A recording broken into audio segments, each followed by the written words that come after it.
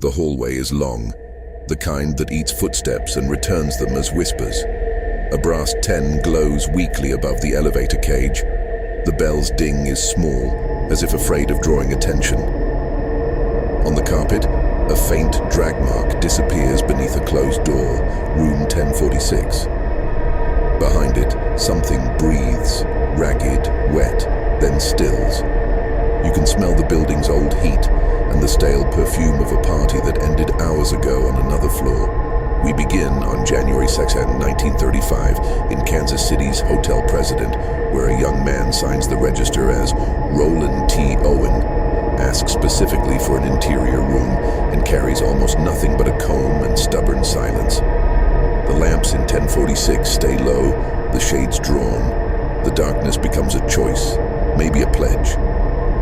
A maid hears him say he's waiting for someone. A name surfaces like a match head flaring in the dark. Don. He leaves notes. He answers the phone with soft refusals. And then, just days later, the door finally opens to an impossible quantity of blood and questions that have only multiplied for 90 years. If mysteries are rooms, this one never stopped being locked. If you want more stories like this, hit like, subscribe, and tell me what theory you're leaning toward in the comments. He arrives just after lunch, well-dressed, a dark overcoat against January wind, no luggage, no story he's willing to share. The bellboy brings him up, watches him place a toothbrush and comb by the sink, a parody of settling in, and leaves him to the quiet. Hours pass. When the maid, Mary Soptic, enters to clean, she finds the room cloaked in deliberate twilight, a single lamp turning the walls into soft shadow. He asks her not to lock the door. He's expecting a visitor. Later, she returns with fresh towels and pauses. Two voices murmur inside, one deep and unfamiliar. "We don't need any," the stranger says from behind the door, even though Mary knows all the towels are gone. Down the hall, other things happen. An elevator operator notes unusual traffic. A woman known to staff makes late-night rounds. A nearby room hosts a party that never seems to end. In 1046, the phone rings. The man's answer is steady, almost resigned. "No, Don, I'm not hungry." By dawn, that phone will go off the hook and stay there, as if the room itself is trying to breathe through a wire. This is how true mysteries move. Not in revelations, but in small, careful omissions. By the following afternoon, the mood in room 1046 had curdled. Mary Soptic returned once more and found the door locked from the outside, an odd detail suggesting her guest had left. But when she opened it with her passkey, he was still there, sitting motionless in the dark. The shades were drawn again, the phone cradled against the wall, and the only light came from the faint orange glow of Kansas City's winter afternoon leaking through the blinds. He asked in a flat, almost rehearsed tone if she could leave the towels on the sink, not turning to look at her. When she came back later that evening, she heard the same voice, only now it was edged with something sharper, a whispered argument with someone unseen. There were fragments. "No, Don, I don't want to." A pause. "Fine." Behind that door, the air itself felt electric, the way it does before a storm, thick, charged, waiting.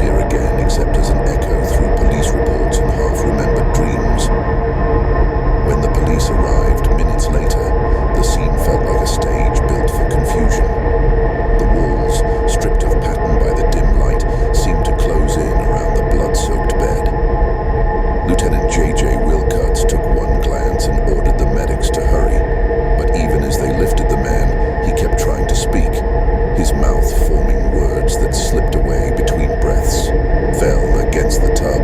He murmured, as though clinging to a lie rehearsed for someone else's benefit. The bathtub itself was slick with crimson water, the towels drenched, the floor sticky underfoot. No weapon was found. His clothes were missing. Every label on hotel-provided items, soap, towels, stationery, had been carefully cut off, as though whoever attacked him wanted to erase not just the man, but the context of his existence. When the detectives asked for a name, he repeated faintly, Owen. Roland T. Owen. But as they traced that name, they would find it to be as fabricated as the neat handwriting that signed him into the hotel. At the hospital, doctors fought to keep him alive long enough for an interview, but his pulse grew weaker by the hour. Skull fractures, stab wounds, rope marks. Every injury told a story, but none agreed on a motive. By evening, he was dead. The press seized on the mystery, dubbing him the man of room 1046. Newspapers across Missouri ran the headline beneath photographs of his pale, expressionless face. Detectives sent his fingerprints to the FBI, wired police in other states, even published sketches in hopes of recognition. Nothing. The morgue tagged him simply as unknown white male, but the silence didn't last. A week later, a local funeral home received an anonymous phone call from a man who refused to give his name, but offered to pay for a proper burial. He said he didn't deserve what he got. The money arrived in a plain envelope the next morning, along with a bouquet of roses and a card that read, in looping script, Love forever, Louise. Whoever Louise was, she'd vanished by the time police tried to trace the florist. The funeral was small, almost secretive. Only the mortician, 2 detectives and a handful of curious locals stood by as the coffin was lowered into the frozen ground of Memorial Park Cemetery. There was no headstone, just a number on a ledger. But as weeks passed, strange details began to surface. A Kansas City newspaper received a call from a man claiming he'd been at the same hotel the night of the murder, but refused to give his name. Another call came to the police, a soft female voice saying, "Don't worry, he will be taken care of." Then she hung up. The investigation shifted into stranger territory when the Los Angeles Police Department contacted Missouri authorities, suggesting that Roland T. Owen matched the description of a missing man from Birmingham, Alabama, Artemus Ogletree, 20 years old, gone since the previous year. His mother, Ruby Ogletree, received an anonymous typewritten letter months after his disappearance, claiming he was in Europe and doing well. It was signed simply, Louise. The revelation dropped like a stone into black water. Who had been writing to her son's grieving mother long after he was already dead in room 1046. When the identification was confirmed, the narrative warped again. Artemus Ogletree was no drifter. He'd left Birmingham to see the world, carrying youthful ambition and a restless edge. Yet somewhere between home and Kansas City, he'd crossed paths with people who erased him. Detectives tried tracing Dawn, the mysterious caller and possible companion, but the name was too common, too convenient. Some believed it was an alias for a criminal associate. Others suspected a jealous lover. The FBI's limited forensics yielded only confusion, fingerprints belonging to multiple individuals, none matching records. Hotel employees recalled a nervous woman visiting Owen's floor the night before the discovery, tall, brunette, wearing a fur coat, but she was never found. The bellboy's memory of the man's voice, soft yet controlled, haunted him for years. It wasn't fear, he once told reporters. It was like he already knew what was coming, as if the whole thing had been arranged, a performance with a single spectator who wouldn't live to tell it. The years rolled forward, and the case drifted like smoke. No suspect was ever charged, no motive confirmed. Yet pieces of the story refused to die. In 1936, police received another anonymous letter addressed to Mrs. Ogletree, written on cheap paper with mechanical precision. It claimed Artemus was still alive, married,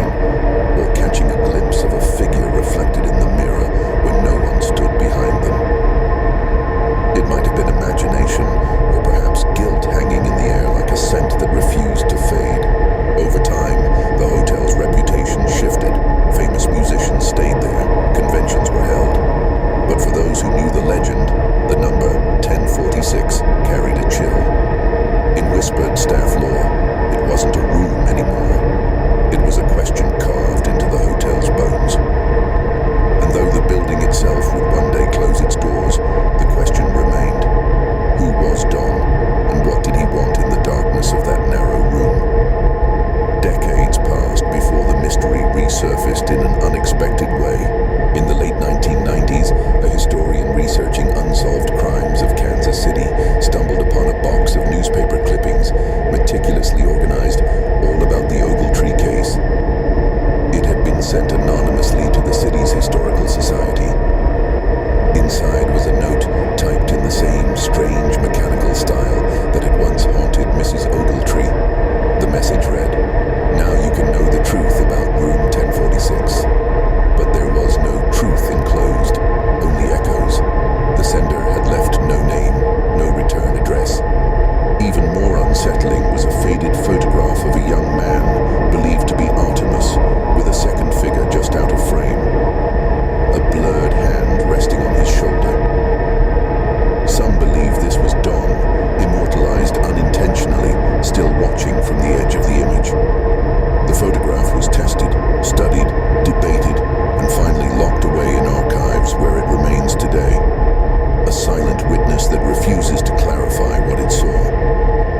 Modern researchers revisited the case in the 2000s, hoping DNA or digital forensics might reveal something the 1930s investigators had missed. They found little but absence, missing police files, lost autopsy reports, and contradictory testimonies. Theories multiplied like reflections in cracked glass. Some suggested Don was a code name within a criminal syndicate that punished betrayal with ritualistic precision. Others proposed a doomed love affair. That Don was the man he loved, and that jealousy, not business, had ended it. A darker theory imagined espionage, a young courier caught between rival agents in the anxious years before World War II. Yet the truth, whatever it was, remained coiled behind that locked door in 1046. Every theory returned to the same image. A man kneeling beside a bed, his blood seeping into the carpet, whispering that nobody had hurt him. Perhaps he meant it literally. Perhaps the person who ended his life had already ceased to exist in any traceable way. The old hotel president was eventually restored as a historic landmark. Its walls repainted, its corridors brightened, its name reborn in glossy brochures. But the number 1046, no longer used for guest stays, remained locked. A utility room now, empty except for dust and echoes. Staff whispered that on quiet winter nights, when the boilers rattled and the lights flickered, you could still hear the faint click of a rotary phone or the thud of someone collapsing against the wall. Maintenance workers reported cold pockets in the air, even when the heating was full. One janitor swore he saw the shape of a man standing in the corner, head bowed, as if still waiting for a call. Whether these stories were embellishments or genuine hauntings didn't matter. The room had become its own mythology, a chamber where fact and fear merged into one, and every silence sounded like breath. The living avoided it. The dead, it seemed, did not. And still the questions breathe on. Who was Don? Was he a man of flesh and vengeance, a phantom of guilt, or a name whispered by the dying to protect someone else? The police reports are brittle now, the photographs yellowed, the fingerprints long erased. Yet for those who chase unresolved stories, room 1046 remains irresistible, proof that some mysteries outlive their witnesses. Somewhere in an attic or an old filing cabinet, the missing piece may still exist. A letter, a photograph, a confession never sent. Until it's found, the story belongs to the night, the same night that wrapped around a lonely young man in 1935 and never fully let him go. In the end, the mystery of room 1046 isn't about death. It's about the spaces between voices, the pauses in conversation, the unanswered call that rings and rings and rings.